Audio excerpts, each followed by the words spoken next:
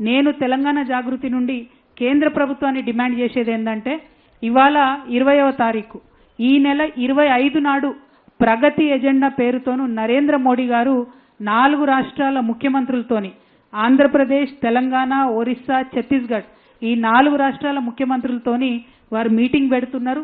అందులో పోలవరం ఇష్యూతో పాటు అనేక ఇష్యూస్ వాళ్ళు మాట్లాడతారు.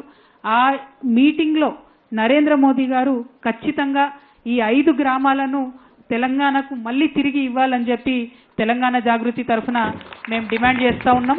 ఎందుకంటే 10 ఏళ్లలో ఎంత ప్రయత్నం చేసినా ఈ సమస్యలు పరిష్కారం కాలేదు. కాబట్టి ఈ సమస్య శాశ్వత పరిష్కారం కావాలంటే పురుషోత్తపట్టణం, గుండాల, ఎటపాక, కన్నాయిగూడెం, పిచ్చుకలపాడు ఈ 5 గ్రామాలు మళ్ళా తెలంగాణకి ఇవ్వాలని చెప్పి నేను కేంద్ర ప్రభుత్వాన్ని డిమాండ్ చేస్తూ ఉన్నాను. మరి 25వ తారీఖు జరిగేటటువంటి ఈ ప్రగతి ఎజెండా మీటింగ్కి వెళ్ళేటటువంటి మన తెలంగాణ రాష్ట్ర ముఖ్యమంత్రి రేవంత్ రెడ్డి గారిని కూడా మేము విజ్ఞప్తి చేస్తూ ఉన్నాం. ఈ 5 గ్రామాల ప్రజలు చాలా ఇబ్బంది పడుతున్నారు. కాబట్టి తెలంగాణ రాష్ట్ర ముఖ్యమంత్రిగా మీరు ఈ 5 గ్రామాలను వెనక్కి తీసుకొచ్చే విధంగా కేంద్ర ప్రభుత్వం మీద ఒత్తిడి తీసుకురావాలని చెప్పి నేను ముఖ్యమంత్రి గారిని డిమాండ్ చేస్తూ ఉన్నాను.